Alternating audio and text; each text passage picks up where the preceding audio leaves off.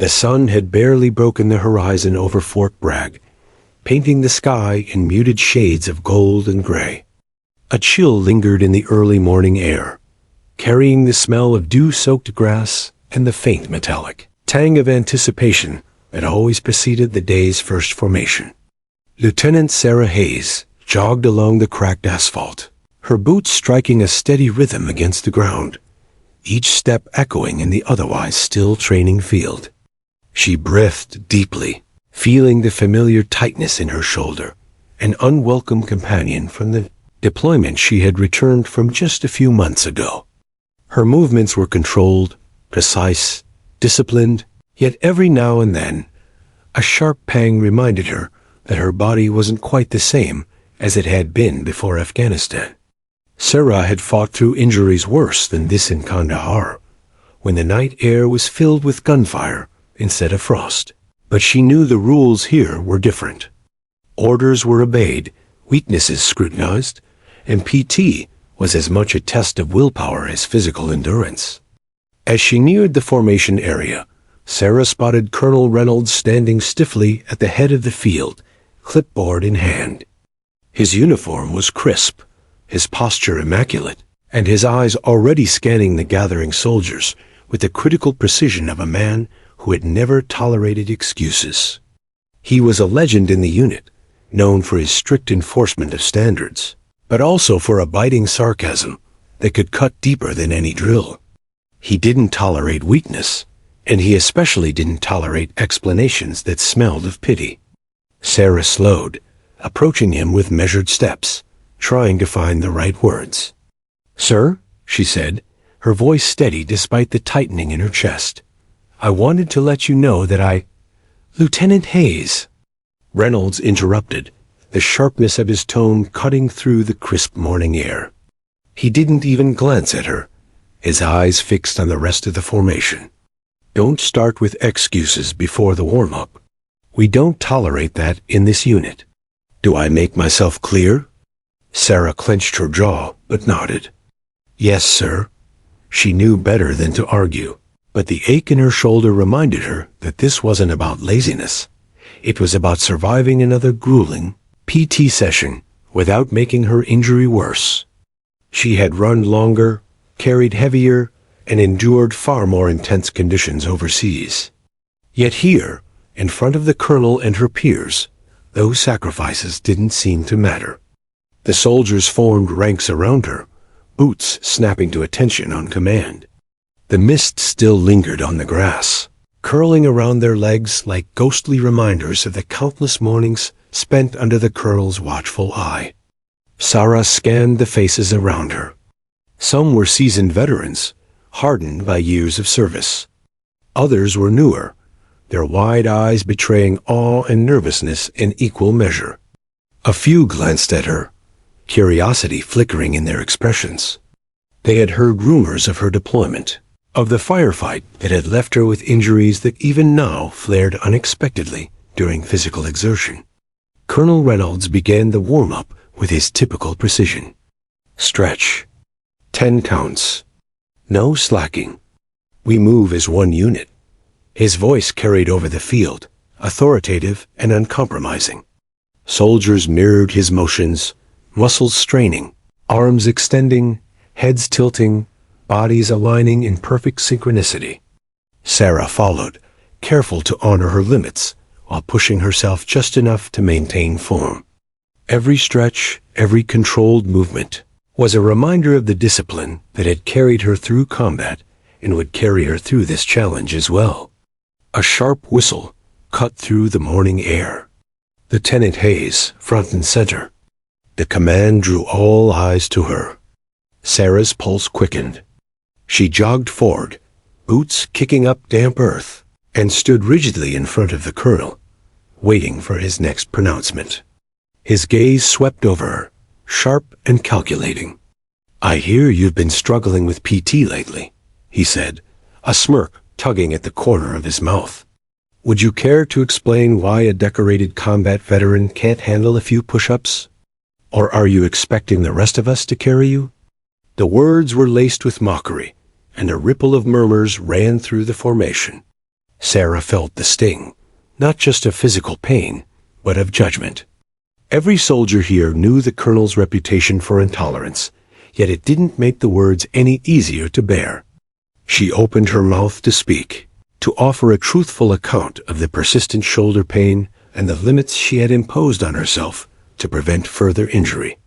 But as the words formed in her throat, she realized they wouldn't matter.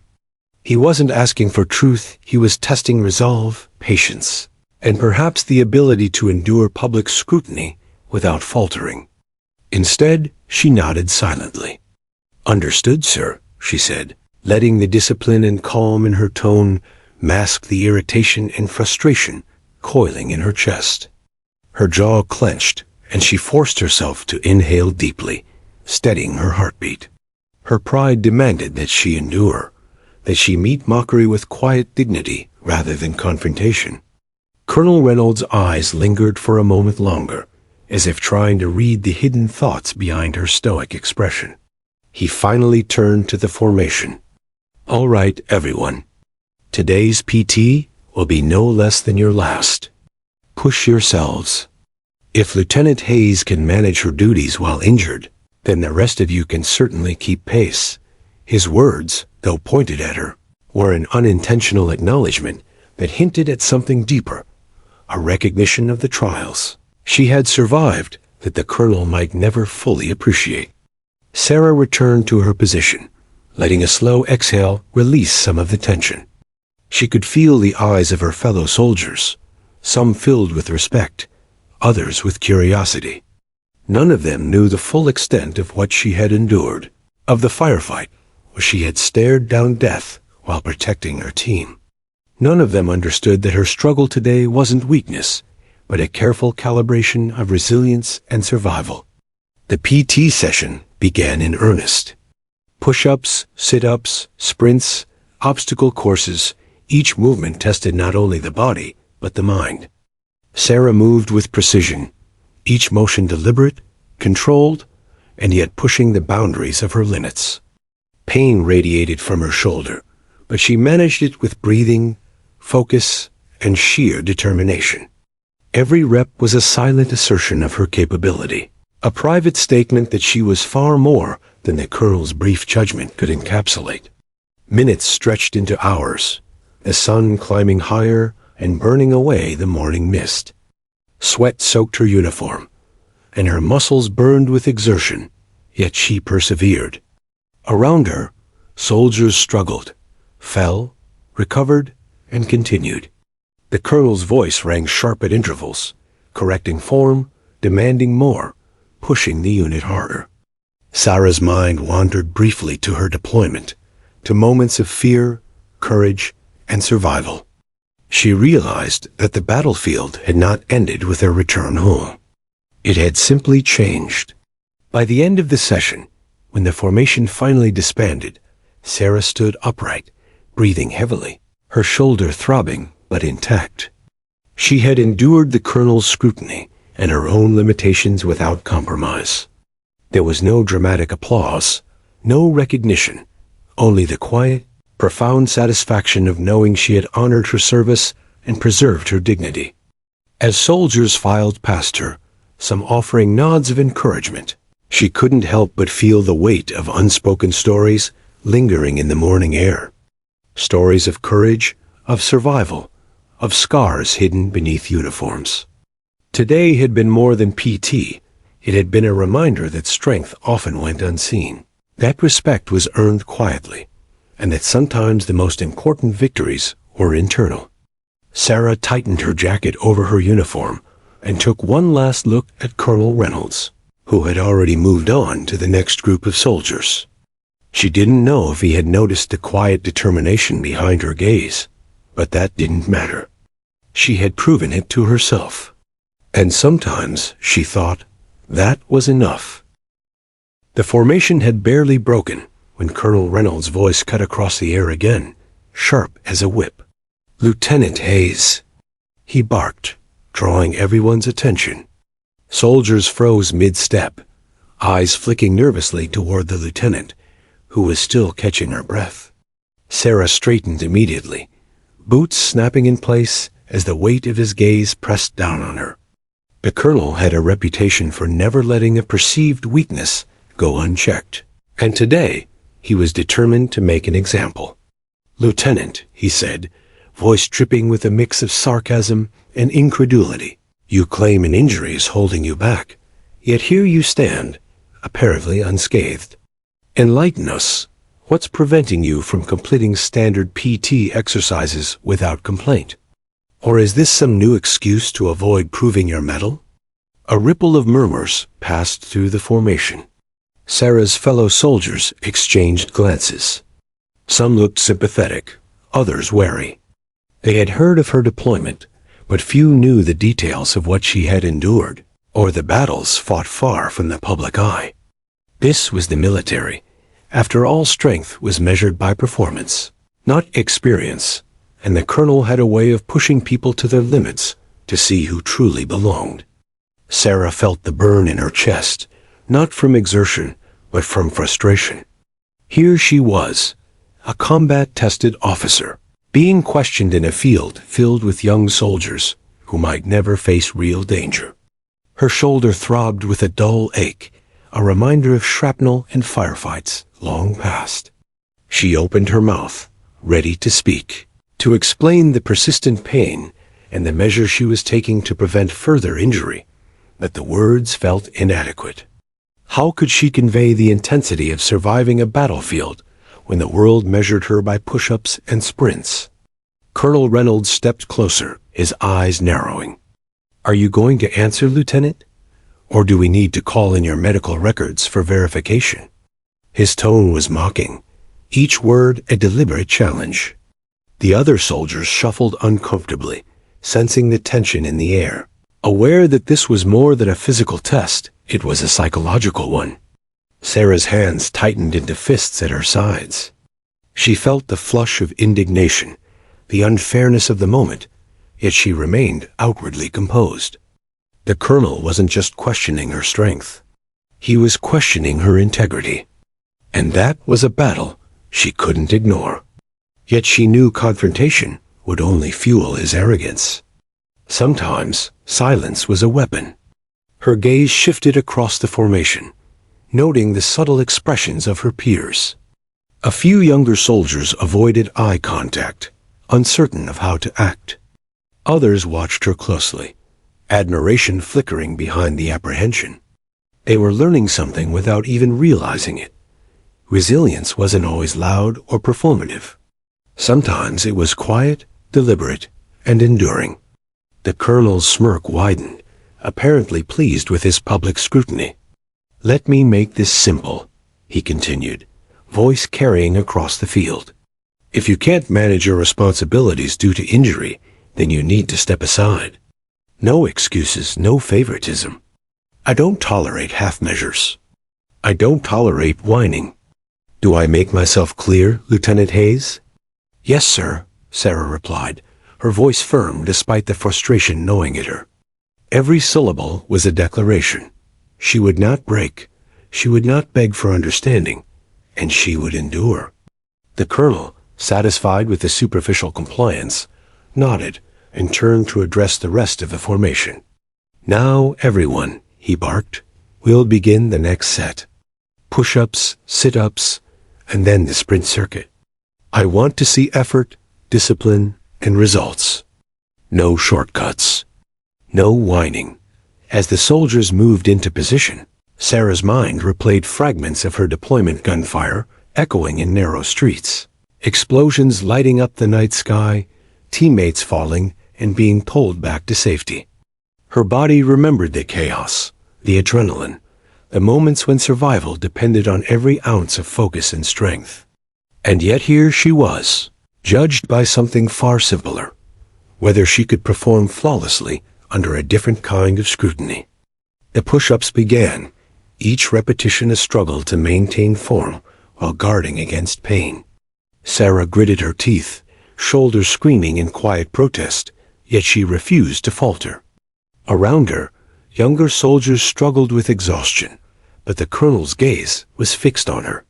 She felt the weight of it, like an invisible hand pressing down, testing more than muscle testing spirit. "Lieutenant Hayes, look alive." He barked, and she accelerated, dipping lower and pushing higher. The rhythm of her body, a controlled rebellion against his assumptions. Her muscles burned, sweat stung her eyes, but she ignored it. Each push-up was a silent statement. She was not weak. She was not lazy. She was not defined by appearances. The sprint circuit followed. Sarah led the pack, though she carefully measured her movements, balancing speed with the preservation of her injured shoulder. The colonel barked corrections, demanding higher knees, faster starts, and more aggressive turns. Her peers struggled to keep up, gasping for air, but Sarah maintained a steady pace. Her mind focused on endurance, control, and the quiet, simmering frustration at the colonel's misunderstanding. After the sprint circuit, the soldiers collapsed into a staggered line, gasping and wiping sweat from their faces. Colonel Reynolds walked the length of the formation, eyes scanning each soldier critically. When he reached Sarah, he stopped. She straightened, breath still heavy, eyes forward, expression calm. "Not bad, Lieutenant," he said, voice deceptively neutral. "But I still don't see the excuse. I see someone who appears fully capable of doing more." His smirk returned, sharper than before. "So, what is it? Are you hiding behind some fabricated injury? Or are you truly limited?" Sarah's hands trembled slightly, not from exhaustion, but from controlled anger. She wanted to shout, to tell him everything. The firefights, the injuries, the nights when she thought she might not see home again. But the colonel was testing more than her body. He was testing her composure, her patience, her ability to endure public judgment without breaking. And she would not give him the satisfaction. Instead, she straightened her posture and took a slow, deliberate breath. "Sir," she said calmly, "I am fully committed to my duties and my team.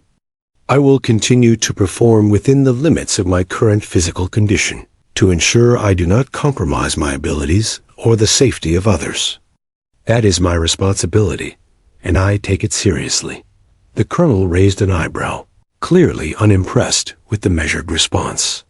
He leaned in slightly, lowering his voice so only she could hear. "Measured words, Lieutenant. But words don't earn medals. Actions do. Prove me wrong." Sarah nodded, acknowledging the challenge. She didn't flinch. She wouldn't flinch. Around her, the soldiers watched silently, sensing the tension, sensing the unspoken battle that had nothing to do with PT and everything to do with respect, integrity, and the invisible weight of her service. By the time the formation was dismissed, Sarah's body ached from exertion, but her mind was sharper than ever. She had endured the colonel's mockery, had maintained composure under public scrutiny, and had proven to herself that her strength, both physical and mental, remained intact. She knew the real test wasn't over. It would continue every morning, every drill, every judgment. But she was ready. And when the time came to reveal the full extent of her resilience, she would do so on her own terms. As soldiers filed past, some offering quiet nods, others stealing furtive glances, Sarah couldn't help but feel a mixture of exhaustion and determination. Her journey wasn't defined by the colonel's ridicule, nor by her injuries, nor even by her visible accomplishments. It was defined by the quiet perseverance, the inner fortitude, and the unspoken battles she fought every day. And she would endure, not for recognition, but because it was the only way she could honor herself and those who had fallen alongside her. The morning sun climbed higher, burning off the mist and casting long shadows across the training field. Lieutenant Sarah Hayes tightened the zipper on her jacket, feeling the familiar ache in her shoulder, and walked with steady, measured steps. The colonel's mocking words lingered in the air like a challenge, but she carried them lightly, knowing that respect would be earned, not demanded. And when the time came, she would reveal the truth that no amount of sarcasm could diminish. After the morning PT session, the field slowly emptied, leaving behind only footprints in the dew-soaked grass and the faint echo of Colonel Reynolds' voice still ringing in Sarah's mind. She remained, shoulders hunched slightly, taking a long, deliberate breath as she tried to quiet the mix of frustration and fatigue swirling inside her. Her uniform was damp with sweat, her muscles burning from exertion, and her shoulder throbbed persistently. But the ache she felt now was not solely physical. It was the invisible weight of judgment, of having her commitment questioned when her service had demanded everything from her and more. She leaned against the cold metal fence surrounding the training field, staring into the empty distance where the horizon met the trees. Memories of deployment came unbidden, vivid, and unrelenting. She could see it all again. The night sky over Kandahar, punctuated by the harsh flash of gunfire, the screams echoing through narrow alleyways, the acrid smell of smoke and dust that clung to her uniform and skin for months. It wasn't just the danger, it was the responsibility. Every decision, every action carried consequences for herself and the soldiers she commanded. Sarah's shoulder twinged, a reminder of the injury she had sustained during one particularly harrowing mission. A mortar had exploded nearby, the blast throwing her against a wall. Pain had lanced through her body, yet she had pushed forward, helping a fellow soldier to safety while ignoring her own wounds. The scar tissue beneath her skin ached even now, a phantom reminder of battles fought and survived. In Kandahar, there was no room for hesitation. Here, she was scrutinized for managing her limits. She thought of her team, scattered across the deployment zone, some still on active missions, others recuperating in hospitals or back home, adjusting to life outside the war zone. They had relied on her, sometimes unknowingly, sometimes explicitly, and she had never faltered. That same determination, that same discipline, had carried her through grueling training here at Fort Bragg, even if the observers failed to recognize it. She knew what true strength meant, and it wasn't always visible to outsiders. Sarah closed her eyes and let herself drift for a moment into the memories, replaying small victories that had seemed monumental in the heat of survival. She remembered the firefight where she had been pinned down by enemy fire, the deafening roar of gunshots echoing around her while adrenaline sharpened every sense. She had moved with purpose, dragging a wounded comrade to cover, her body instinctively calculating angles, distances, and risks. The enemy had not waited for hesitation, and neither could she. Every second mattered. And yet, here she was, judged for the inability to complete a standard set of push-ups and sprints. The contrast was absurd and infuriating. She breathed slowly, allowing the frustration to ebb into something more productive. Determination. Her body might ache, her shoulder might throb, but her resolve was unshakable. She had endured worse and survived. A colonel's scorn was just another obstacle, another opportunity to prove herself, not through words, but through action. Her eyes opened, scanning the empty field. The sun was higher now, earning off the morning mist, revealing the worn patches of grass, flattened by countless training sessions. Each step, each drill, each repetition of PT was an echo of discipline, of persistence, and of resilience. Sarah knew that the upcoming sessions would be as demanding as today's, and perhaps more so. But she also knew that she could face them, because the strength that had carried her through combat had not abandoned her.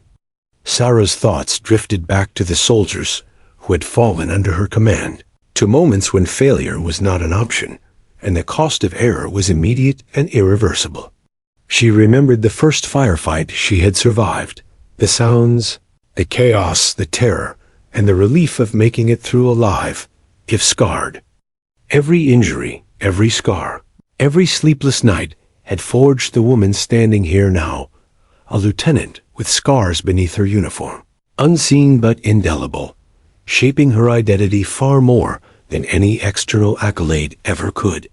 The mental landscape of survival had taught her patience, endurance, and the quiet power of measured action. Patience was critical, not because the kernel would change overnight, but because she needed to choose her moment carefully. The right time, she knew, would allow her actions to speak louder than any explanation ever could. This realization brought a subtle smile to her lips, a mixture of anticipation and quiet satisfaction. A battle here was different, but the principle remained. Endurance, composure, and timing could turn skepticism into respect. Her shoulder protested as she stretched gently, mindful not to aggravate the injury, but refusing to indulge it either. Pain was familiar, but it was also manageable. She allowed herself a brief moment to reflect on the absurdity of being judged by physical exercises rather than experience, but then pushed that thought aside. Complaining would achieve nothing. Instead, she focused on control, controlling her body, her breathing, and her response to judgment. Control was power, and she had learned it in the harshest conditions imaginable.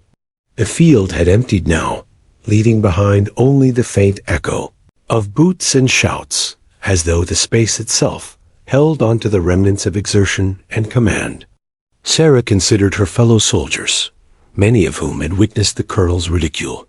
She knew that while they might not understand her full story, they were paying attention to how she responded. Leadership was often unspoken, communicated, through composure under pressure, through the strength to endure scrutiny without compromise.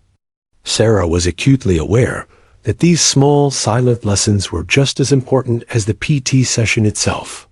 As she prepared to leave, she briefly touched the scar beneath her uniform, remembering the moment it had been earned.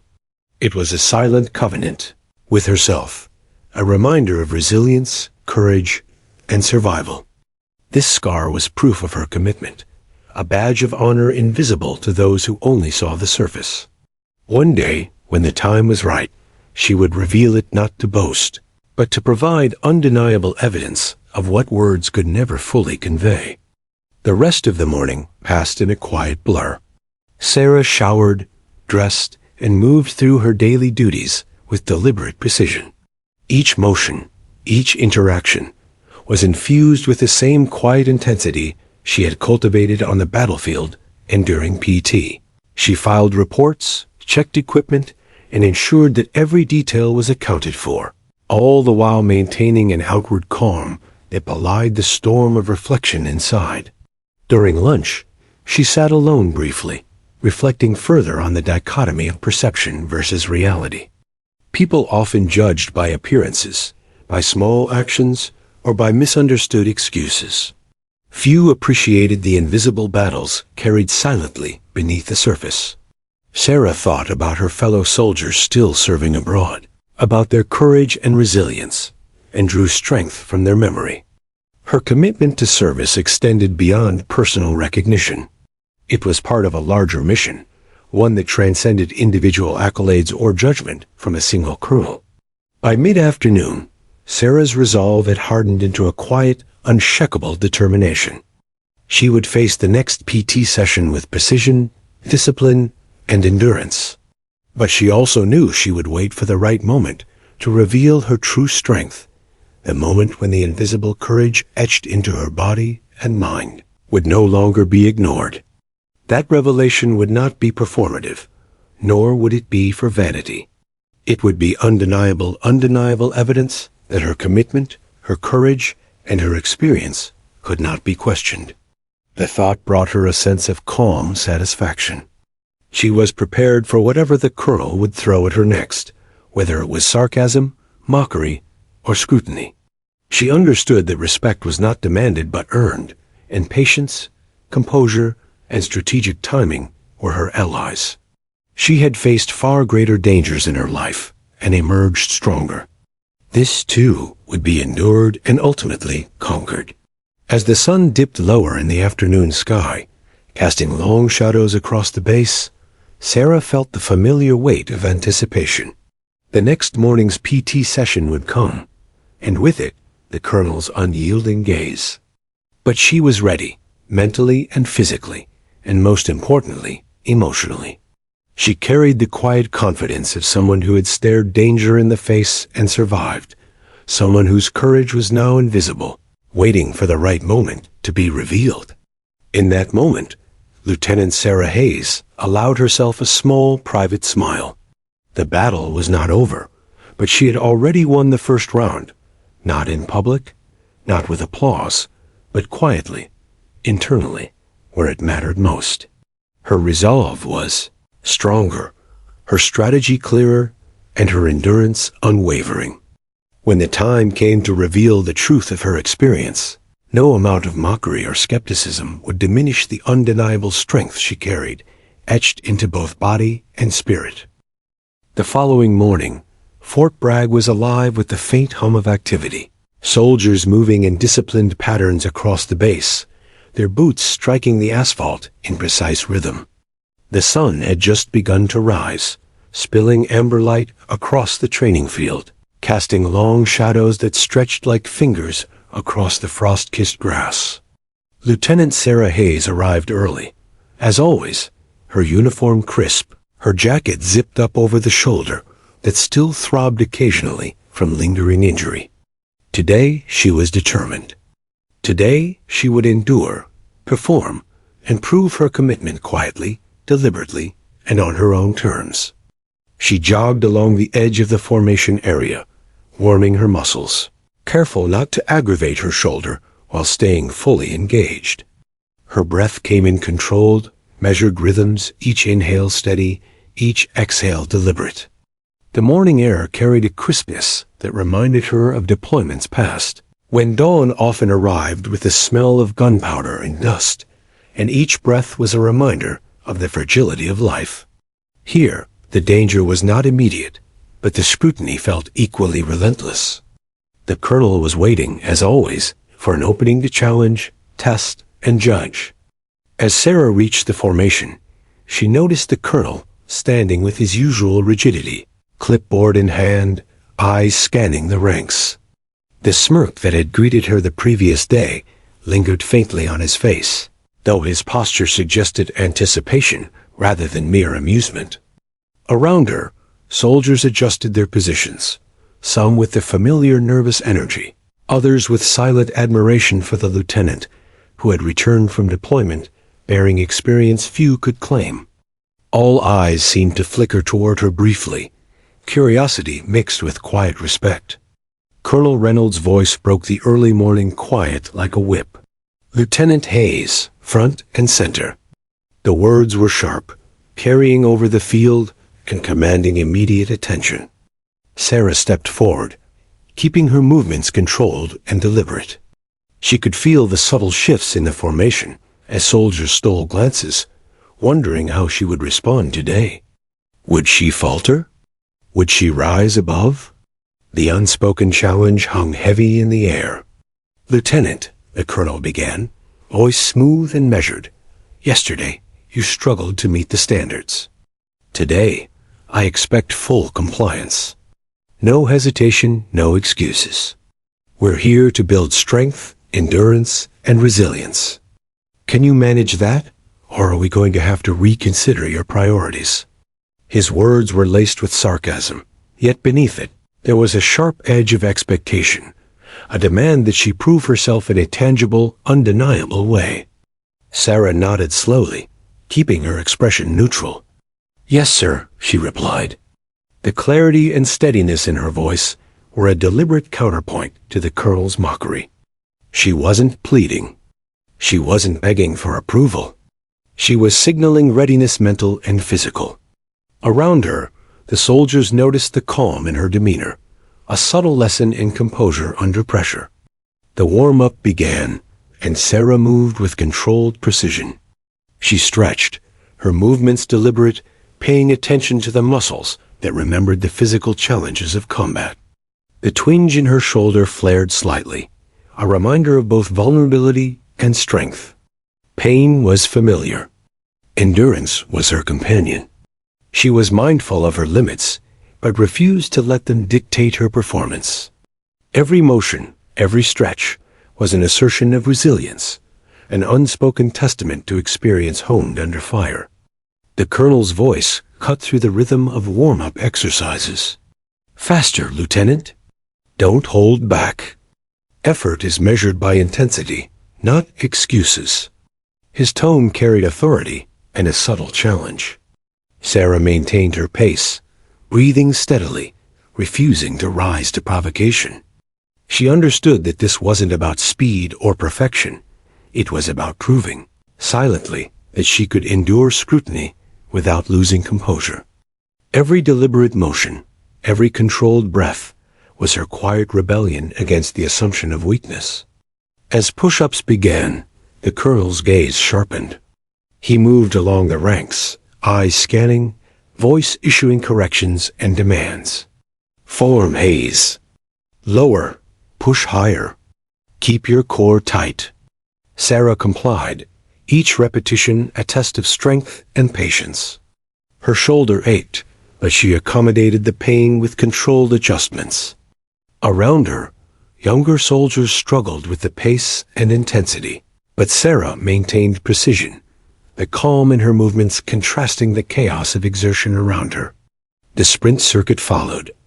Soldiers positioned themselves at the starting line, lungs tight with anticipation, boots digging into the ground. "Ready? Set, go." The command echoed sharply, and the formation exploded into motion. Sarah moved with deliberate speed, her steps precise, conserving energy while maintaining pace. Each sprint was calculated, a balance between endurance and preservation. The colonel barked corrections, demanding more intensity, more focus. Sarah responded calmly, her movements steady despite the physical strain and her ever-present shoulder discomfort. Her mind wandered briefly as she ran, reviewing her deployment experiences, the ambushes, the firefights, the moments when adrenaline sharpened every sense. An instinct alone dictated life or death decisions. Those experiences had forged her resilience, and now, in a different arena, she channeled that same focus. Her body was challenged, but her mind was disciplined. Every breath, every stride was a quiet declaration. She was capable, determined, and unyielding. As the sprint concluded, the formation staggered to a halt, lungs heaving, sweat-soaking uniforms. Colonel Reynolds approached Sarah, his expression unreadable, a faint glint of curiosity in his eyes.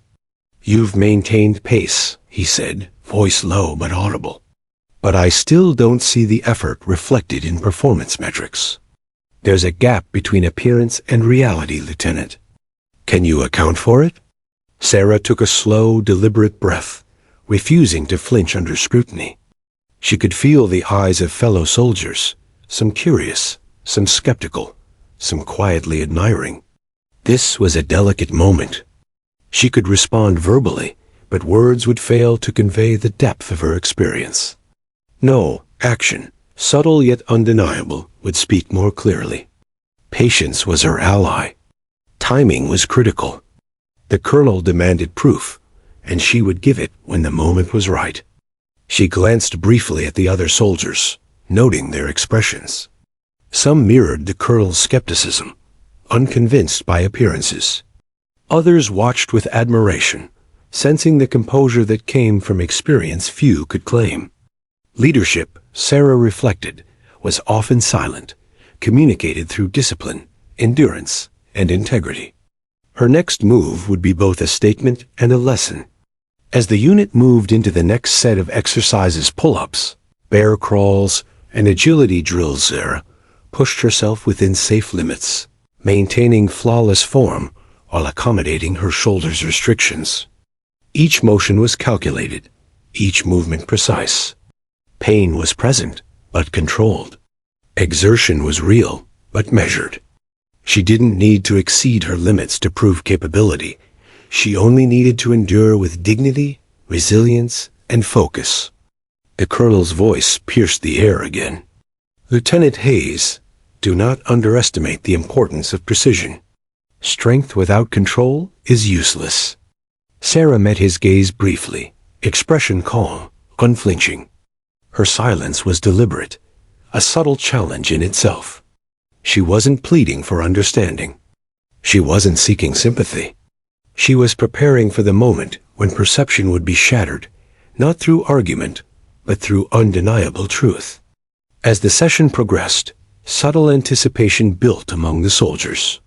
They had witnessed the interaction between Sarah and the colonel, noticed the tension, and sensed the unspoken weight of history she carried. There was something unspoken, something restrained yet powerful, in her demeanor.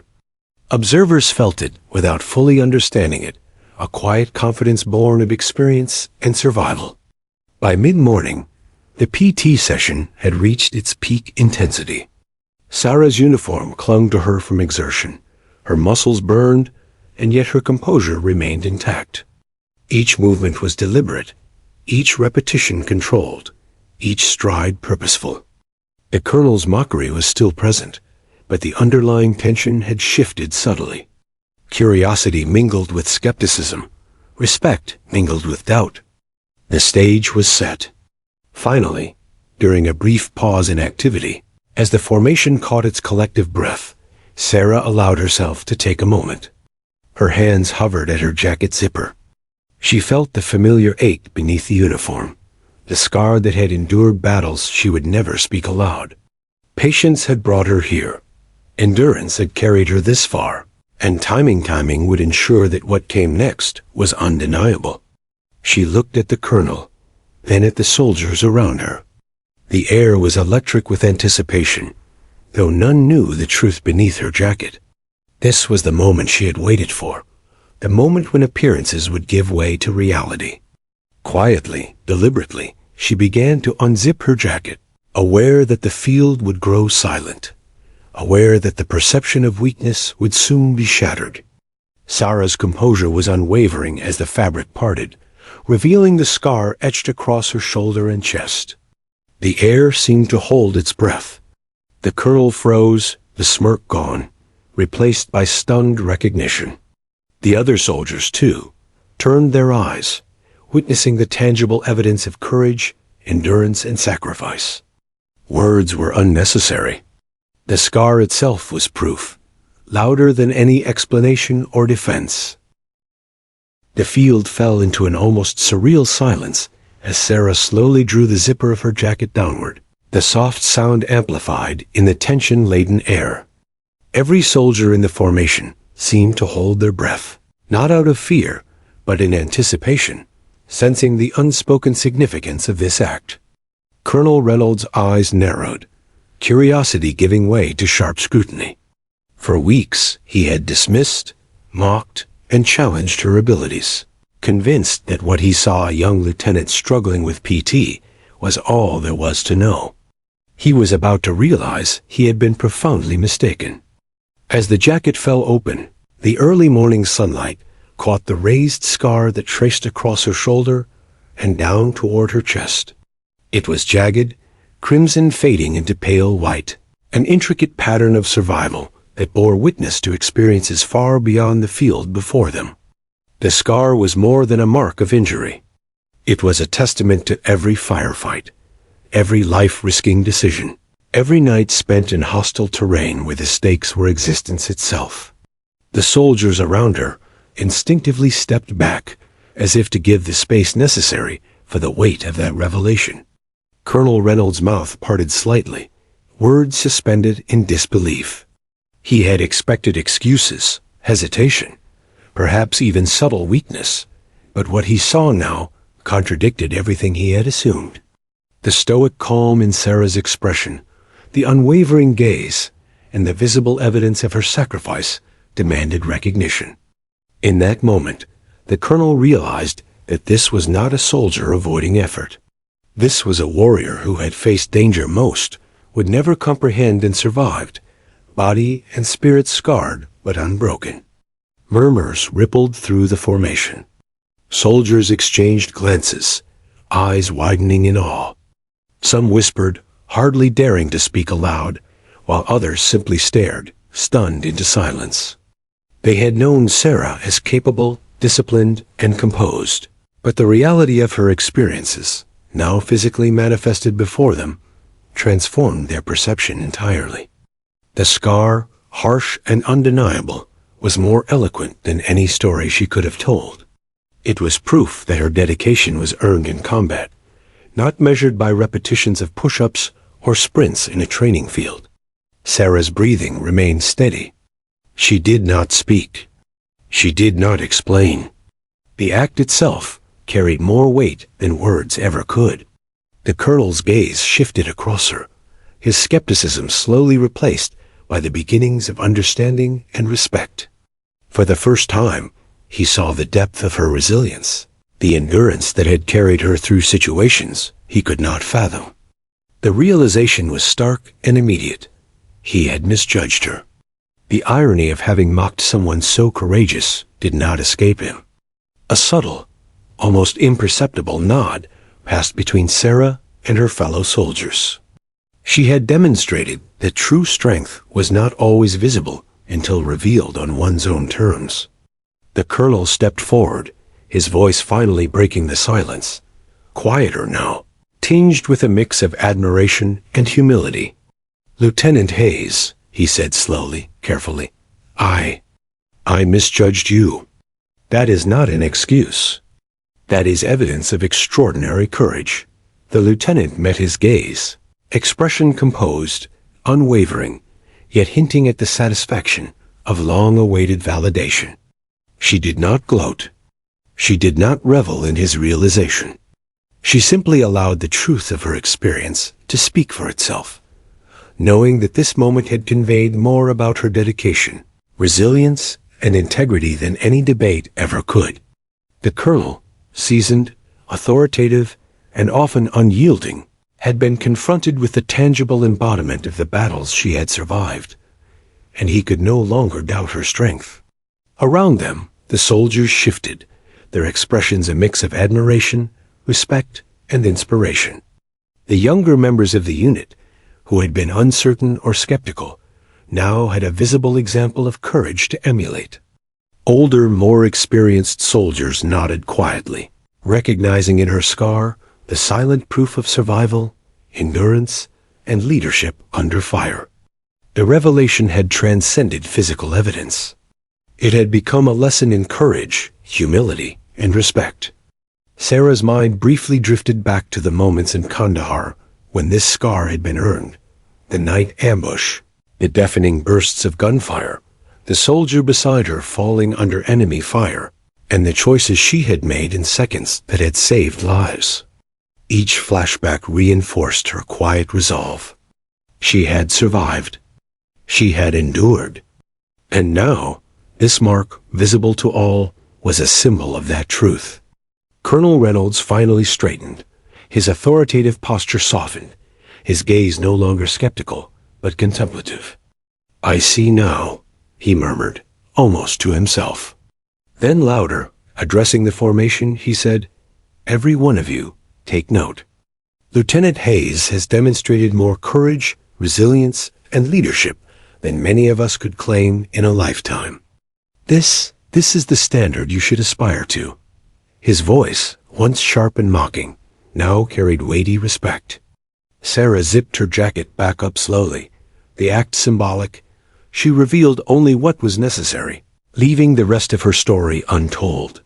She did not need to recount every firefight, every moment of terror, or every decision that had scarred her body and mind. The scar itself, combined with her composure, was proof enough. The colonel had witnessed it, and so had the soldiers. Lessons in leadership, courage, and perseverance had been imparted silently, more effectively than any lecture or reprimand could convey. For the first time in weeks, Sarah allowed herself a subtle exhale, the tension in her body easing slightly. She had endured judgment, scrutiny, and mockery without compromise, and the revelation of her scar had changed the dynamic entirely. Colonel Reynolds no longer viewed her as a subordinate making excuses. He now saw a leader forged under fire, capable of enduring both the battlefield and the subtleties of military hierarchy with unwavering integrity. The soldiers around her remained quiet, a mix of awe and respect in their eyes. Some approached cautiously, offering quiet acknowledgments, nods, or murmured words of admiration. Sarah accepted them with calm dignity, understanding that leadership often communicated itself through action, resilience, and integrity rather than spoken word. The lesson she imparted in that moment was clear. Courage and perseverance could not be measured by appearances alone. Colonel Reynolds cleared his throat, regaining composure. "Lieutenant Hayes, you may return to your position. Today, you have taught us all a lesson about endurance, strength, and respect. Let that guide your comrades, as it should guide me." His voice carried both authority and sincerity, the earlier mockery completely replaced by acknowledgement. The formation responded with disciplined precision, a quiet reverence in the air as soldiers resumed their positions. Sarah moved back to her place with measured steps, her heart steady, her breathing controlled. She felt a quiet satisfaction, not from praise or recognition, but from the knowledge that her courage had spoken in a way words could not. The scar was not only a physical mark, it was a symbol of survival, of sacrifice, and of enduring strength. It had changed perception, shifted judgment, and conveyed truths that had long remained hidden. Around her, soldiers began to resume exercises, some more focused than before, others inspired by the example she had set. The unit's energy had subtly shifted. Respect, previously tentative, was now firmly established. Sarah understood that her journey was ongoing, that every day would present new challenges. But in this moment, she had turned skepticism into acknowledgement, mockery into respect, and doubt into inspiration. The colonel watched her for a final moment, his expression inscrutable, but his posture less rigid. He had underestimated her, and the lesson had been profound. Leadership required not only authority but understanding. Courage and resilience were not always visible, and experience often carried scars that told stories far deeper than surface appearances. Sarah had reminded him and the unit of that truth.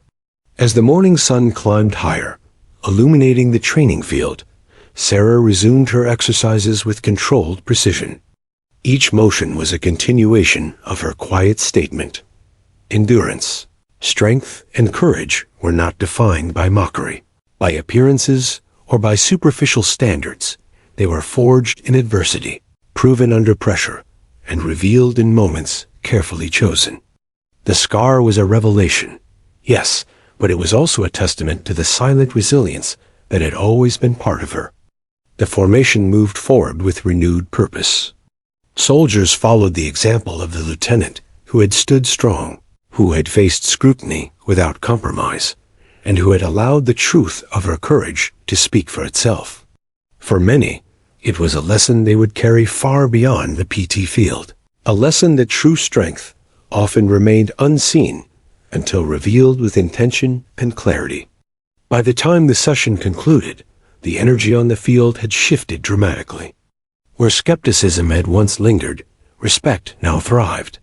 Where mockery had cast a shadow, acknowledgement now radiated.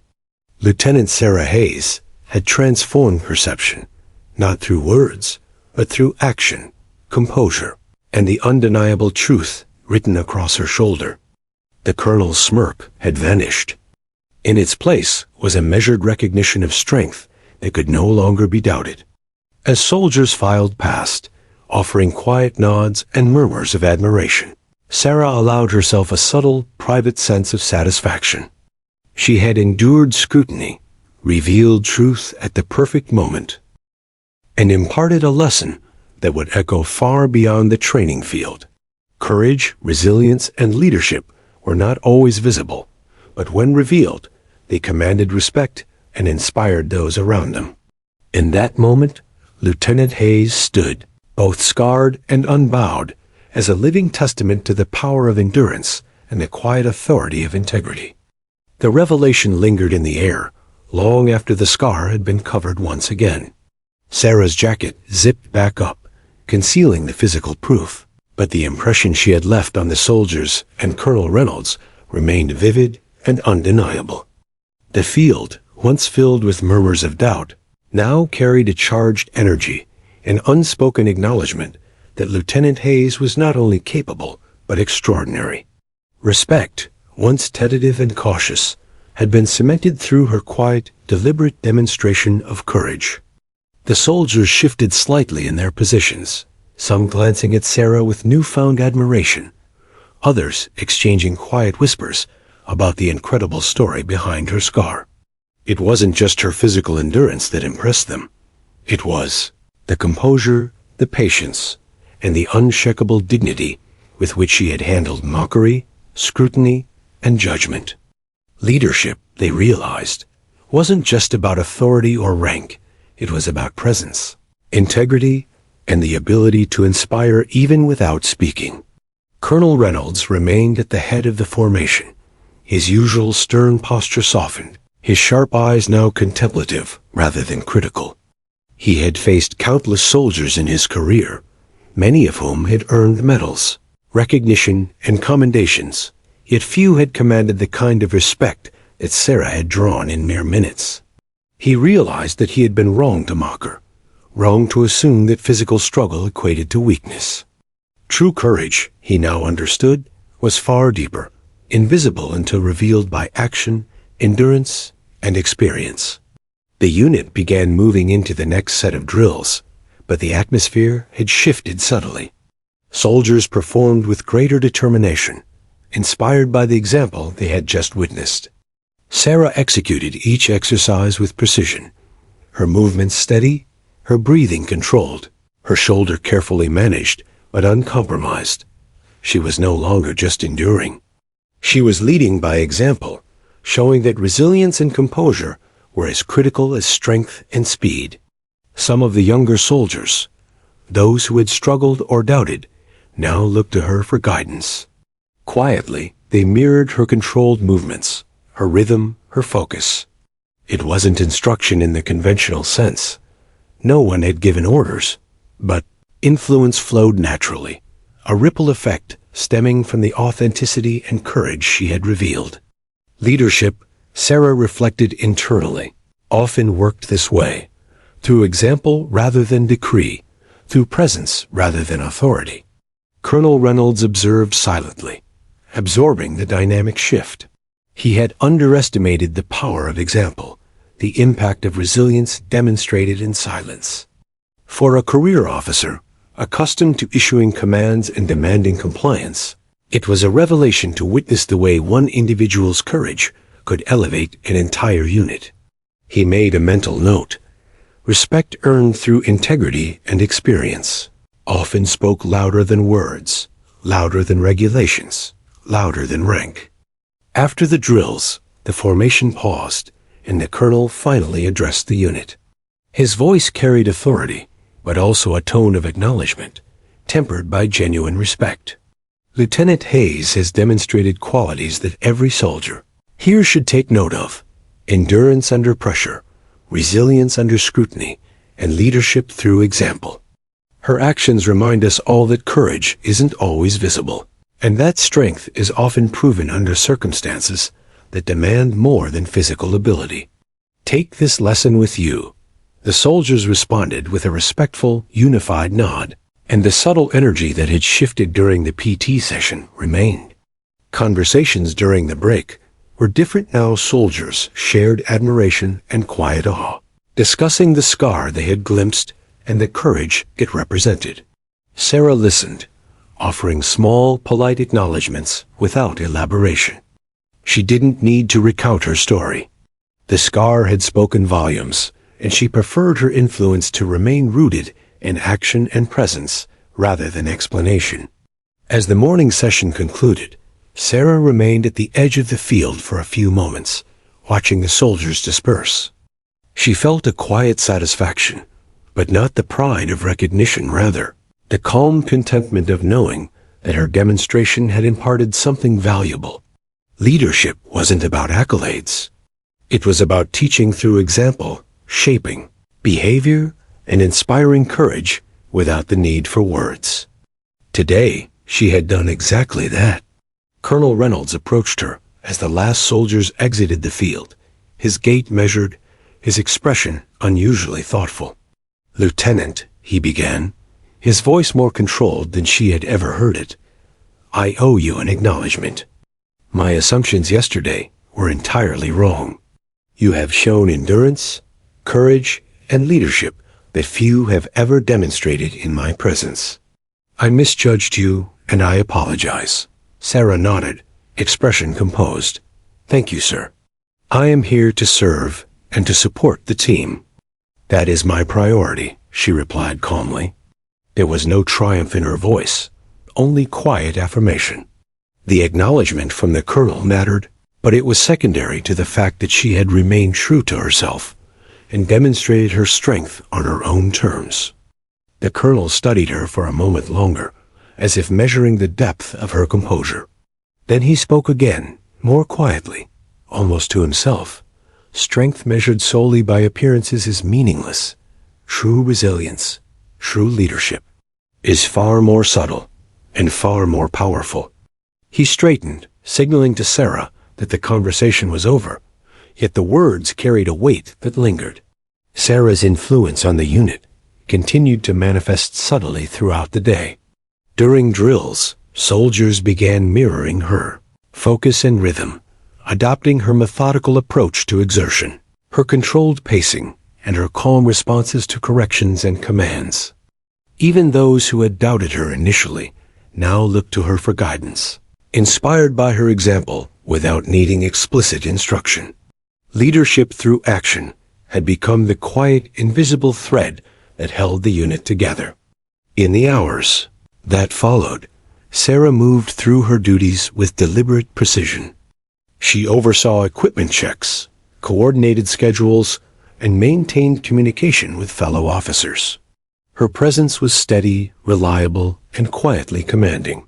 Soldiers gravitated toward her for advice, observation, and sometimes simply reassurance, sensing that she carried not only experience, but the authority of someone who had faced real danger and survived.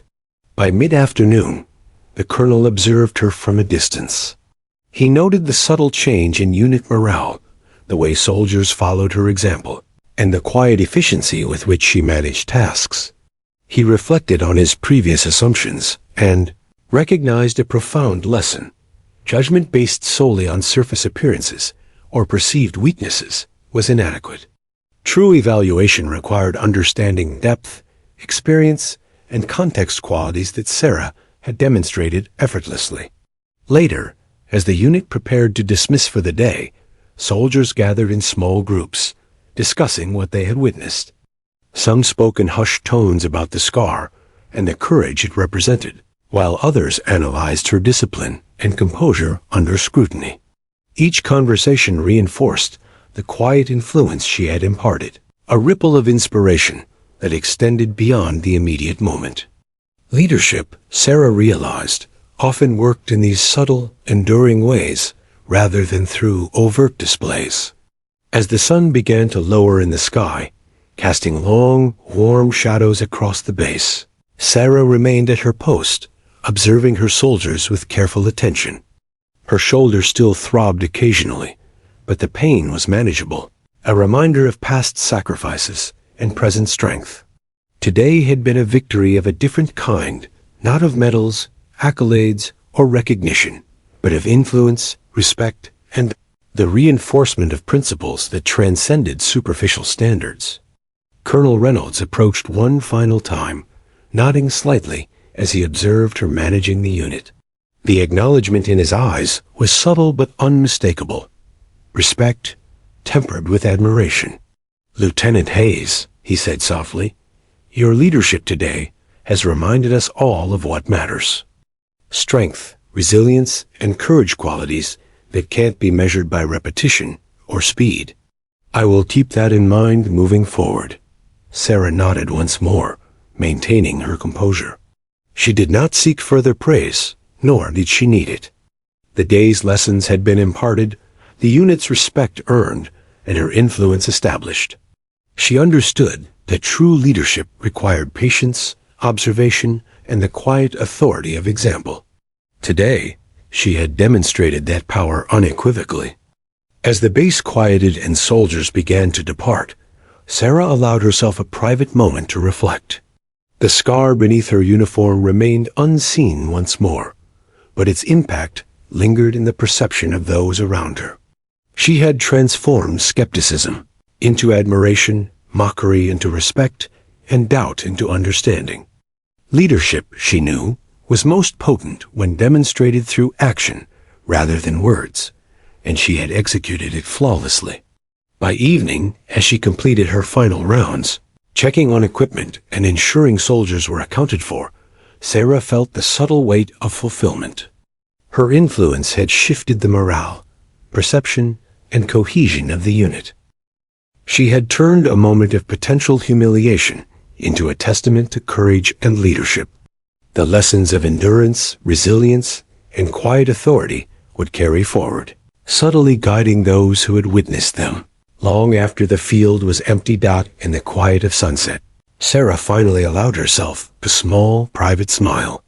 The battle had been won, not on the field, not in drills, not in public acknowledgement, but in the silent, unassailable demonstration of strength, courage, and integrity. Respect had been earned, influence established, and the scars of the past had been transformed into lessons for the future. Lieutenant Sarah Hayes had endured, revealed, and inspired, and nothing could diminish that. The days following Sarah's revelation were different at Fort Bragg. There was an unspoken shift in the unit's energy, a subtle but pervasive change that rippled through drills, briefings, and casual interactions alike. Soldiers moved with renewed focus, inspired not only by the lieutenant's skill, but by the quiet authority she had demonstrated. What had begun as a standard PT session had become a turning point, a living lesson in leadership, courage, and resilience. Sarah's influence was tangible, yet never forced her example alone shaped behavior, molded morale, and instilled a sense of discipline that words could never achieve. During morning PT, younger soldiers emulated her precise movements. They watched her form, mirrored her pacing, and tried to maintain the same composure under scrutiny. Even those who had once doubted her, who had whispered quietly about weakness or excuses, now moved with steady purpose, taking silent cues from her endurance. Sarah didn't instruct them overtly. She simply maintained her own discipline, executing exercises with calm, deliberate control. Leadership, she understood, was most effective when it was demonstrated rather than declared. Colonel Reynolds observed these shifts with increasing awareness. He had spent decades in the military, commanding soldiers, issuing orders, and enforcing standards. Yet he had rarely witnessed such a subtle yet profound transformation across an entire unit. He recognized that Sarah's actions had redefined expectations, not through verbal reprimands or directives, but through courage, resilience, and the credibility earned in combat. His previous mockery seemed almost naive in hindsight, replaced by a cautious admiration he struggled to fully articulate. During briefings, Sarah's presence was quietly commanding. She listened attentively, offered concise recommendations, and provided guidance where appropriate, never seeking to overshadow the formal chain of command. Soldiers instinctively deferred to her judgment in matters of coordination, risk assessment, and problem-solving. Even the most skeptical peers found themselves seeking her perspective. Sarah had become a subtle anchor, her experience and composure creating an environment where discipline and initiative thrived together. Outside of formal drills, she began mentoring younger soldiers individually, providing insights into endurance, strategy, and leadership that could not be learned from manuals or instructors alone. Her conversations were calm, measured, yet deeply impactful. She shared lessons from her deployment, not in vivid, harrowing detail, but as principles of resilience, situational awareness, and integrity. Soldiers listened, often quietly at first, but gradually began to internalize her guidance, applying it in practical ways during exercises and daily routines. One afternoon, a particularly eager young private approached her, visibly tense. "Ma'am," he said, voice low, I saw you during PT last week. I mean, your scar." His words faltered. I didn't understand before. I thought you were struggling, but now." He trailed off, unsure how to articulate his awe. Sarah offered a reassuring smile. "Strength isn't always what you see on the surface," she said softly, maintaining eye contact. "What matters is how you endure, how you make decisions under pressure, and how you support the people around you. That's what leadership is." Her words were simple, yet they carried the weight of experience, survival, and integrity. The private nodded, visibly inspired, and returned to his duties with a renewed sense of purpose. In the weeks that followed, similar interactions became commonplace. Soldiers sought her advice, observed her approach, and internalized lessons without needing explicit instruction. Sarah's influence extended beyond mere guidance. It became a template for behavior, a model of how resilience, discipline, and courage could manifest in practical, actionable ways. Her presence had subtly redefined standards within the unit, not through authority alone, but through consistent example. Colonel Reynolds, too, continued to observe. He began incorporating lessons from Sarah's approach into his leadership style, quietly encouraging other officers to study her methods. He realized that formal authority was insufficient on its own. Credibility earned through action, composure, and demonstrated resilience commanded far greater respect. Sarah's influence had reshaped the dynamics of command in a way that would endure long after the memory of her scar faded from immediate view. During training exercises, Sarah's strategic insight became increasingly valued. Her recommendations for team coordination, risk management, and efficiency were consistently accurate and actionable. Soldiers followed her lead, not because they were ordered to, but because her example had earned their trust. She demonstrated that leadership was not about being the loudest voice in the room. It was about being the most reliable, composed, and insightful presence in every situation. Beyond training, her influence extended into morale and cohesion. The unit functioned more smoothly, decisions were executed more effectively, and soldiers displayed increased confidence in their own abilities. Sarah had fostered an environment where resilience was contagious, where composure under pressure was admired, and where leadership was recognized as a product of action, not just rank. The impact was subtle, yet profound, shaping the behavior of soldiers in ways that manuals and orders could never replicate. Even during moments of high stress, such as mock emergency drills or sudden evaluations, Sarah remained the stabilizing presence. She moved with controlled purpose, issuing clear guidance without raising her voice unnecessarily, demonstrating that confidence, preparation, and composure could influence outcomes far more than reactive panic or aggression. Soldiers instinctively followed her cues, performing with higher accuracy, efficiency, and cohesion than before. By the time several weeks had passed since the reveal of her scar, Sarah's reputation within the unit was firmly established. She was no longer merely a lieutenant with experience. She had become a symbol of courage, resilience, and leadership.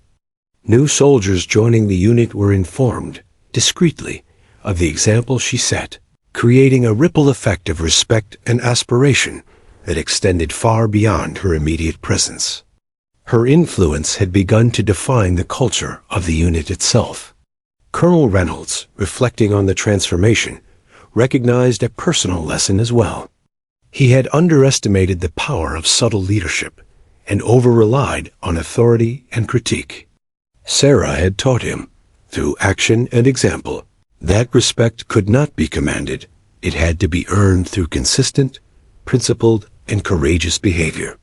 Her presence had reshaped not only the soldiers' perception of her, but his understanding of effective leadership in the modern military context. During a final review of the week's exercises, Sarah observed the unit functioning with precision and discipline, noticing subtle behaviors that reflected her guidance. Soldiers moved with confidence, executed maneuvers with focus, and supported one another intuitively. The lessons she had imparted quietly, through example and presence, had become embedded in the operational culture. It was a demonstration of influence, far more enduring than any formal directive or temporary accolade. As the week drew to a close, Sarah allowed herself a moment of reflection. The scar beneath her uniform, though now hidden, remained a personal reminder of the battles she had survived and the resilience she had cultivated. It was also a symbol of the power of patience, timing, and strategic action. She had revealed it at precisely the right moment, transforming doubt into respect, skepticism into admiration, and her own experience into a lasting lesson. Even as the sun set, casting long shadows across the base, the impact of her actions lingered.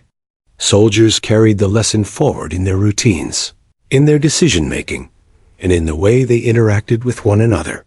Sarah had demonstrated that leadership was not just about performance in drills, it was about consistency, integrity, and the quiet courage to endure, inspire, and guide. Lieutenant Sarah Hayes had transformed her unit not through force, intimidation, or loud authority, but through the disciplined, deliberate demonstration of resilience and courage. She had shown that true leadership required endurance under scrutiny, patience in the face of judgment, and the quiet strength to act with integrity when it mattered most. The scar had been the catalyst, but the lesson extended far beyond it, an enduring legacy in the ranks. By the time the base quieted for the evening, soldiers departed for quarters, carrying with them the subtle, invisible lessons Sarah had imparted. They would remember her example, not because of a single moment, but because it had reshaped how they viewed courage, leadership, and resilience. It was a lasting impact, a quiet revolution within the unit, one that would influence behavior, morale, and cohesion for months, perhaps years, to come. As Lieutenant Hayes walked toward her own quarters, her steps were measured, her posture composed. The physical exertion of the day left her muscles fatigued, but her spirit remained steady, energized by the knowledge that her influence had extended far beyond herself. Leadership, she reflected, was never about recognition or praise. It was about shaping behavior, inspiring courage, and instilling resilience. And today, she had done that more effectively than she could have imagined. She paused briefly, placing a hand on her jacket where the scar was hidden, a private acknowledgement of the battles that had forged her and the lessons she had imparted. The scar was more than a mark of injury. It was a symbol of endurance, courage, and integrity, now immortalized in the respect and admiration of those she led. Sarah smiled quietly to herself, knowing that her journey of influence and leadership was only just beginning. Weeks passed since the morning of revelation, and Fort Bragg had settled into its usual rhythm.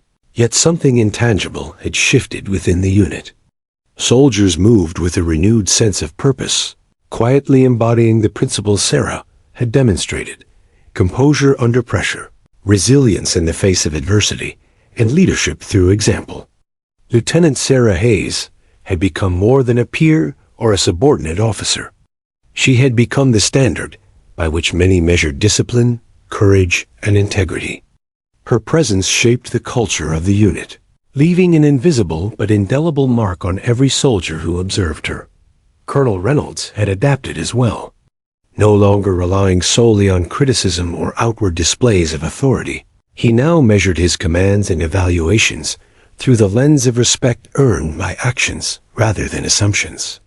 He observed Sarah frequently, not with scrutiny, but with a growing understanding of the subtle influence she carried. The colonel had witnessed firsthand that genuine leadership required more than orders. It demanded composure, strategic patience, and the credibility built through experience. Sarah had exemplified these qualities flawlessly. During training, Sarah's exercises had become a quiet focal point. Soldiers watched her movements carefully, noting the way she conserved energy while maintaining efficiency, how she compensated for lingering shoulder soreness without compromising form. and how she inspired confidence simply through presence. She was no longer merely participating. She was instructing without speaking, demonstrating the balance between capability, endurance, and strategic awareness. Every push-up, every sprint, every maneuver served as a lesson in resilience and discipline. One afternoon, the colonel called a special formation. Soldiers assembled quickly, anticipation buzzing in the air. Sarah stood among them, calm, composed, aware of the subtle tension. Colonel Reynolds stepped forward, clearing his throat. Today, we recognize more than performance and drills. We recognize courage, leadership, and dedication. Lieutenant Sarah Hayes has exemplified these qualities in every action she has taken. With this unit, his voice carried authority, but also sincerity. The soldiers straightened instinctively, absorbing the weight of his acknowledgement. He continued, "Many of you have witnessed Lieutenant Hayes' composure under scrutiny, her endurance under challenge, and the courage she demonstrated when the evidence of her sacrifices was revealed. Today, we formally recognize her contributions, not just to our training exercises, but to the leadership and cohesion of this unit. Her actions have set a standard that all of us should strive to emulate." The soldiers responded with a mixture of applause and quiet nods, a disciplined acknowledgement rather than chaotic celebration. Many of the younger members looked to Sarah with eyes wide, inspired by the example she had set. Those who had doubted her, even briefly, now felt a profound respect that went beyond the superficial. The scar that had been revealed weeks ago remained hidden beneath her jacket, but its impact was now permanently etched into memory and culture. Colonel Reynolds stepped closer, addressing Sarah directly. "Lieutenant, your actions have reminded us that leadership is not a title, nor is strength always visible. It is demonstrated through endurance, composure, and integrity. You have earned the respect of every soldier here, myself included. We are grateful for your service, your example, and the quiet influence you have imparted on this unit." Sarah remained composed, responding with calm dignity. "Thank you, sir. I am here to serve and support the team. Recognition is secondary. The priority is the unit and the success of those we lead." Her words were simple, but they carried the weight of experience, sacrifice, and a philosophy forged in battle. The colonel nodded subtly, understanding that her humility was as much a demonstration of leadership as her courage had been. After the formal acknowledgement, soldiers began to interact more openly, sharing quiet conversations about what they had learned from Sarah's example. Her influence had become a model for teamwork, respect, and resilience. The younger soldiers sought advice, asking questions about endurance, decision-making, and composure under pressure. Sarah responded thoughtfully, emphasizing principles over specifics, ensuring that her guidance could be applied broadly without diminishing the individuality of each soldier's journey. Outside of PT and drills, Sarah's mentorship extended to planning and coordination sessions. Officers and enlisted personnel alike turned to her for insights on strategy, efficiency, and leadership. She had become a trusted advisor, not through position or rank alone, but through consistent demonstration of competence and integrity. Her influence had become institutionalized, woven into the fabric of the unit's operations and culture. One evening, after a long day of exercises and briefings, Sarah paused in the quiet of her quarters. She reflected on her journey from deployment through injury and to this moment of recognition. The scar beneath her uniform remained hidden, a private reminder of survival, courage, and sacrifice. It was proof of the battles she had endured, the decisions she had made under fire, and the endurance that had defined her service. She thought about the colonel, once skeptical and mocking, now transformed in his perception. Respect had replaced doubt, acknowledgement had replaced derision. The lesson was clear. Credibility and leadership are earned through action, not assumed through appearance. She had demonstrated that in the most disciplined, strategic, and patient way possible. Sarah also reflected on the soldiers she had influenced. Their respect, admiration, and emulation of her example were not born of fear or obligation, but of genuine recognition of her integrity, resilience, and composure. Leadership had always been about more than orders. It was about modeling behavior, inspiring courage, and creating an environment where others could thrive. In that regard, she had succeeded beyond expectation. As she prepared for the following day, she considered the broader implications. Her actions had set a precedent, not just for her unit, but for herself. Patience, timing, and deliberate demonstration of strength had transformed a moment of scrutiny and potential humiliation into a lasting legacy. The scar, once a hidden reminder of sacrifice, had become a catalyst for respect, cohesion, and leadership within the unit. In private, Sarah allowed herself a quiet smile. Recognition and influence were fleeting unless backed by consistent action. She had shown that strength, courage, and resilience could be communicated without words, through example alone. She had demonstrated that leadership was most effective when principled, composed, and enduring. The scar had revealed a truth she had carried silently for months, a truth now embedded in the respect and behavior of those she led.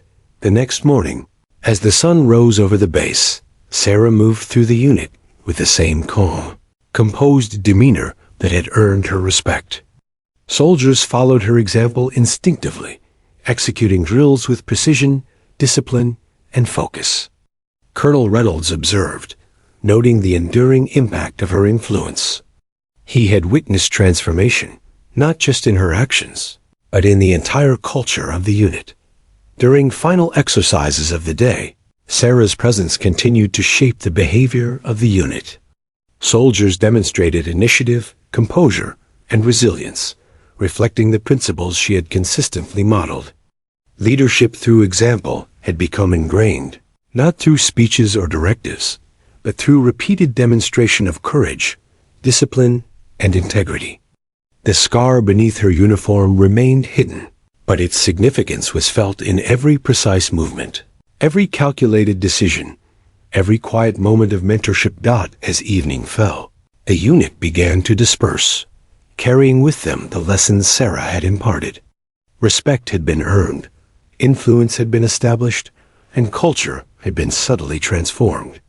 Sarah reflected on the journey, from deployment, injury, and scrutiny, to revelation, mentorship, and acknowledgement. Her path had demonstrated that leadership was never about appearances or authority alone. It was about endurance, integrity, and the courage to act decisively when it mattered most. In the quiet of her quarters, Sarah removed her jacket, allowing herself a moment to touch the scar beneath. It was a private symbol of survival, resilience, and the courage that had shaped her identity. The scar had been a physical reminder of battles fought and endured, and now, through deliberate revelation, it had become a catalyst for respect, cohesion, and lasting influence. Lieutenant Sarah Hayes had completed a journey that extended beyond physical endurance. She had navigated judgment, mockery, and doubt with composure, patience, and strategic insight. Her actions had transformed skepticism into admiration, mockery into respect, and doubt into a lasting example of leadership. Through endurance, resilience, and quiet authority, she had left an indelible mark, not just on individuals, but on the culture of her unit. As night settled over Fort Bragg, Sarah allowed herself one final thought. True leadership was not measured by rank, physical prowess, or immediate recognition. It was measured by the influence one had through consistent action, integrity, and resilience. She had proven that strength, courage, and leadership could be quietly, deliberately, and undeniably demonstrated, and that the lessons imparted in such a way could endure far beyond any individual moment. In the stillness of the night, Lieutenant Sarah Hayes reflected on her journey, proud not of accolades or recognition, but of the subtle, lasting impact she had created. The scar beneath her uniform remained a private symbol of endurance, sacrifice, and courage, a permanent reminder that true strength is often invisible until revealed with purpose and precision. Her story, now embedded in the ranks, would inspire soldiers for years to come, a testament to leadership, resilience, and the enduring power of example. Sarah's influence would ripple through the unit long after her presence, proving that courage, composure, and quiet determination could transform skepticism into respect, doubt into admiration, and adversity into enduring leadership.